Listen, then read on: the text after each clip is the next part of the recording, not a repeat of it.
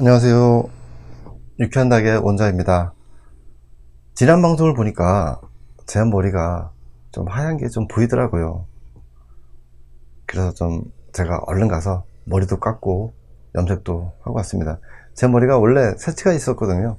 제가 염색을 시작한 게 고3 때부터, 그때부터 했으니까 아무래도 이 방송이 얼굴을 보여드리면서 진행하는 방송이라서 좀 외모에 좀 신경을 쓰게 되더라고요. 오늘은 방송의 주제를 종란으로 좀 잡아봤어요. 왜냐하면 우리나라는 2월부터 5월까지 부화를 많이 시키는 그런 시기거든요. 그래서 이 종란을 어떻게 선별을 하고 또 어떻게 보관해야 되는지, 이 부분에 대해서 제가 집중적으로 방송을 좀 진행하고자 합니다. 미국이나 유럽 같은 경우도 그쪽 나라에서도 우리나라랑 그 기후가 좀 비슷하거든요. 그래서 거기서는 스프링 시즌이라고 아주 못을 박았어요. 그래서 종란을 모으는 시기에, 그 다음에 부화를 시키는 시기, 이 시기를 스프링 시즌으로 묶어서 집중적으로 부화를 시키고 있죠. 종란을 받을 때는 종개들을 각 칸에 선별해서 넣고, 그리고 종란을 받거든요. 그리고 이제 5월 정도 지나면, 이제 종란을 다 받았으면 그 다음에는 다 꺼내서 다 합사를 시켜요. 다 합사를 시켜서, 그리고 거기서 나오는 알들은 종란으로 쓰는 게 아니라 식용란으로 대부분 쓰고 있고요. 그리고 그 봄철 스프링 시즌에 개체수를 확보를 못했다면 가을철에 약간 추가적으로 부화를 좀 하고 있죠. 그런데 우리나라는 아무래도 관상닭에 대한 그 개체수가 좀 적다 보니까 지금은 뭐 사계절 내내 종란을 받아서 부화시키고 있는 실정인데요. 보통 2월부터 5월에 태어나는 봄 병아리들이 기온도 그렇고 환경도 그렇고 비도 좀 적게 오고, 그래서 좀 육추하기가 되게 편하거든요. 근데 뭐 여름에 태어나거나 겨울에 태어나면 아무래도 온도에 민감하니까 낙오되는 병아리들도 많죠. 그래서 건강하게 키우려면 봄철에 부화해서 키우는 게 제일 건강하지 않을까, 그렇게 생각이 됩니다. 자, 지금 제가 준비할 자료는 지금 몇 개가 됐는데요. 준비한 자료를 보면서 제가 진행을 하도록 하겠습니다. 오늘 방송할 내용을 간추려 봤는데요. 먼저 종란이란 무엇인가, 그리고 종란을 어떻게 선별하고 어떻게 보관하며, 또 보관할 땐 실온에 보관해야 되는지 아니면 저장고를 이용해야 되는지, 이 부분에 대해서 제가 진행을 해보도록 하겠습니다. 자, 먼저 종란의 정의. 사전적 의미로는 암탉의 수탉을 교배해서 생산된 알 중에 부화의 목적으로 사용되는 것을 종란이라고 말할 수 있으며, 이 종란이 나쁘면 좋은 병아리가 될 수 없다. 그리고 또 종란을 생산하는 이 부모개체, 이 종개가 우수해야지만 좋은 종란이 나올 수 있겠죠. 그리고 종란을 고를 때는 어떻게 골라야 되느냐. 첫 번째로 종개가 건강하고 질병이 없을 것. 이 부모개체가 건강한 개체에서 태어난 알들을 부화시켜 보면요, 벌써 그 수정됐을 때 그 검란을 해보면 핏줄이 아주 선명하게 가 있어요. 어떤 알들은 또 희미하게 가 있고, 그럴 경우는 희미하게 그 핏줄이 가 있는 그런 발생을 한 알들은 나중에 사롱이 될 수도 있고요. 또 쪼아서 깨고 나올 때 또 잘 못 깨고 나오는 그런 병아리들도 많거든요. 그래서 이 종개, 부모개가 건강해야지 발생률도 선명하게 나오고 부화도 잘 될 수 있다, 이렇게 얘기하고요. 그 다음에 질병이 없을 것, 이 부분이 중요한데요. 닭은 이 난개대 감염이라고 알로 유전적인 성질이나 질병을 옮겨요. 그래서 만일 마렉이나 살모넬라, 이 무서운 질병들 같은 경우는 거의 다 계란으로 전염이 된다고 보면 돼요. 이 난개대 감염이 되게 무서운 거거든요. 특히 마랭이나 살모넬라는 뭐 치사율이 거의 100%니까 그 감염된 알에서 나온 병아리들은 아마 송주까지 다 못 크고 중간에 거의 다 낙오를 할 겁니다. 자, 두 번째로 종개의 산락 능력 또는 산육 능력이 우수할 것. 이 부분은 개월수, 즉 나이를 좀 감안을 해봐야 돼요. 종개 암탉이 1년, 2년짜리 암탉은 큰 문제는 없어요.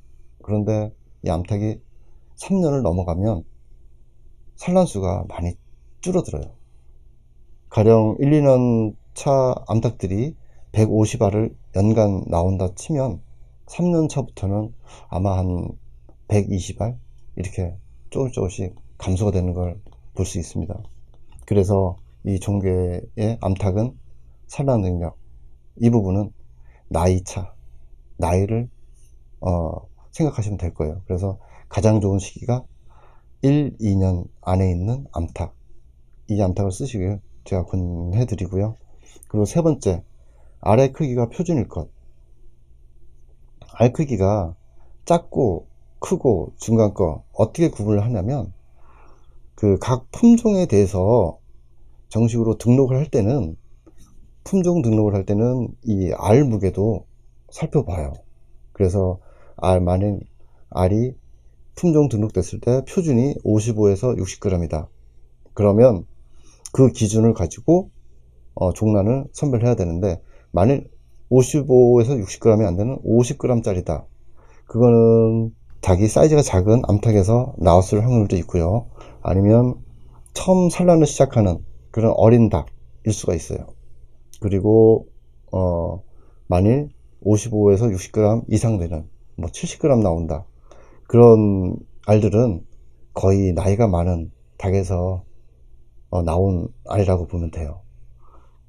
그래서 이 알 크기가 표준일 것, 이거는 많이 종란으로서 좀 지켜야 될 그런 부분입니다. 그리고 마지막으로 네 번째, 건전하고 신선한 알을 채택할 것. 네 번째, 이 부분은 청란으로 만약 가령 비교를 들자면, 청란 가운데 어떤 때는 같은 청색 중에 좀 연하거나 아니면 좀 뿌옇하거나 아니면 얼룩덜룩한 얼룩이 묻어 있거나 이런 알이 태어날 수도 있거든요.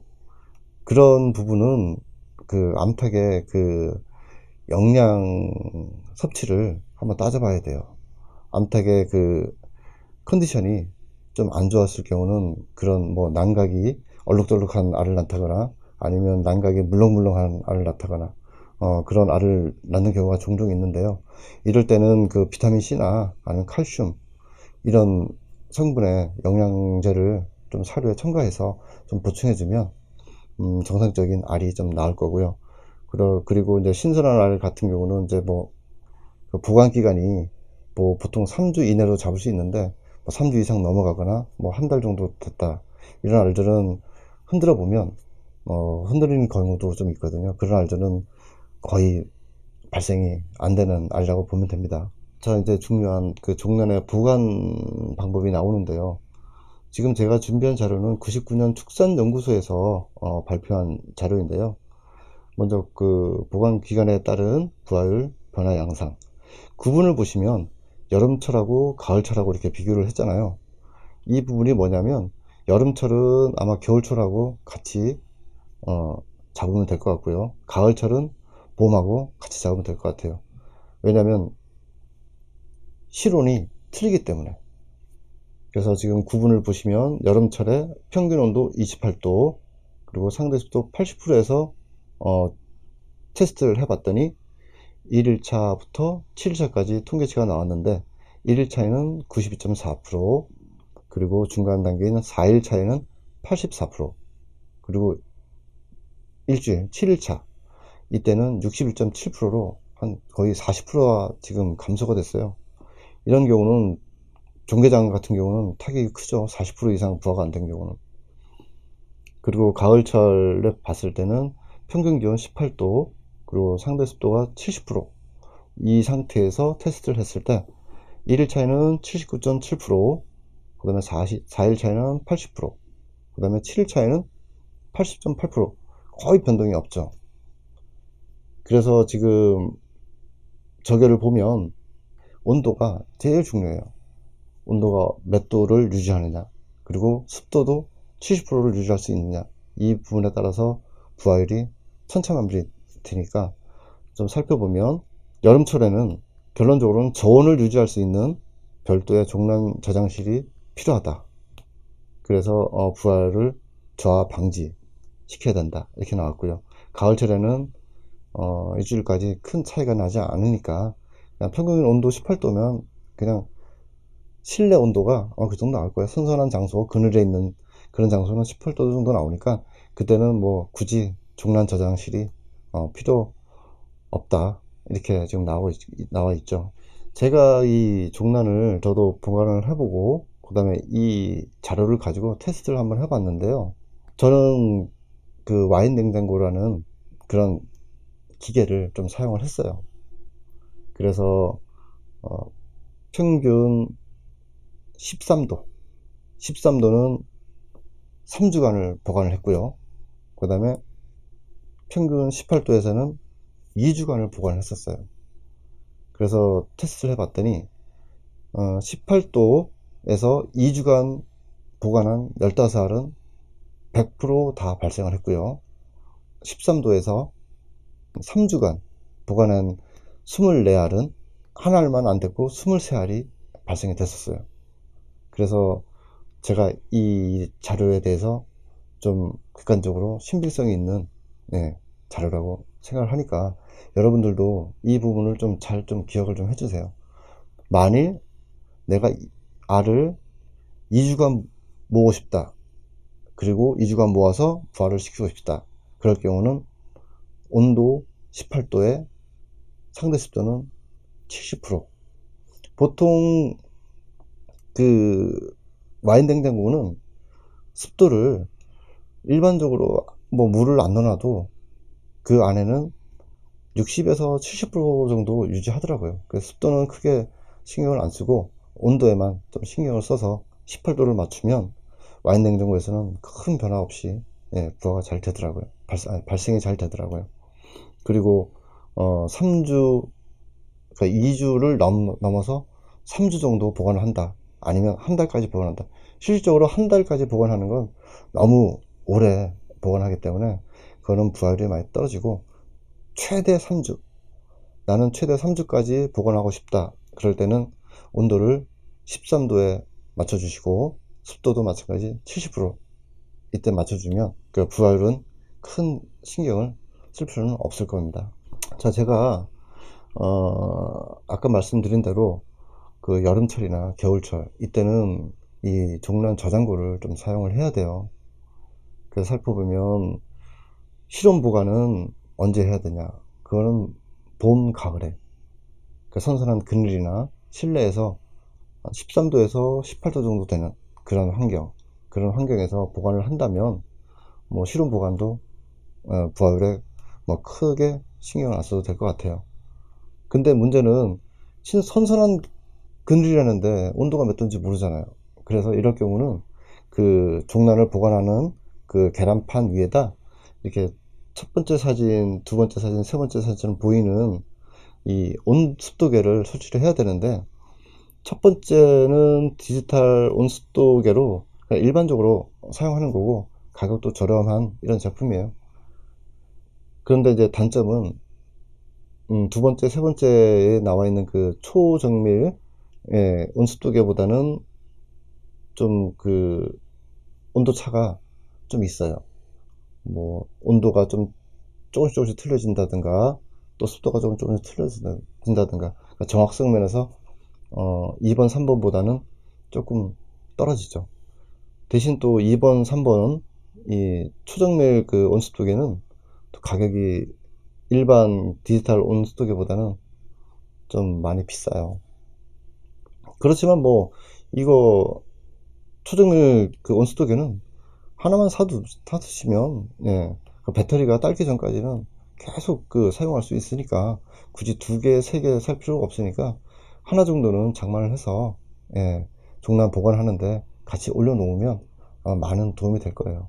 일반 1번에 보이는 일반적인 온수도개는 시중에 많이 팔고요. 그 다음에 2번, 3번에 있는 초정밀 온수도개는 두 번째 거는 제가 에코 땡에 있는 제품을 제가 스크랩을 해왔고요. 그 다음에 세 번째는 알땡에서 나온 제품을 제가 스크랩을 해왔습니다. 가급적이면 초정밀 온수도개로 좀 사용하신다면 보다 정확하지 않을까. 그리고 혹시 나중에라도 이런 초정밀 온수도개는 부화기 속에 넣고 온도를 또 테스트할 수도 있어요. 그래서 써먹을 때는 많으니까 하나씩은 좀 장만해 놓는 게 아마 좋을 듯 합니다. 저장고에 대해서 제가 또 자료를 준비해 봤는데요. 냉장고를 저장고로 이용하는 사람이 조금 있더라고요. 그래서 어느 카페 보니까 마트에서 유정란을 사서 냉장고에 넣어놨는데 생각보다 부화가 되더라, 이렇게 말씀을 하시는데, 부화가 되긴 되겠죠. 그런데 만일 열알을 놨을 때 과연 몇 마리가 부화됐을까? 그게 제일 큰 관건이거든요. 만일 유정란 열알을 부활시켰는데 한 마리가 태어났다, 그러면 너무 손해잖아요. 21일 동안 그렇게 열심히 노력을 해서 부활시켰는데 한 마리가 태어났다. 그래서 이런 부분은, 저는 그런 부분이 자랑거리기보다는 참 안 좋은 그런 정보가 아닐까 생각을 해요. 그래서 제가 스크랩 해온 걸 살펴보면 미니 냉장고인데, 이 미니 냉장고가 일반적으로 가정에 쓰는 큰 냉장고하고 온도 범위는 거의 대동소이해요.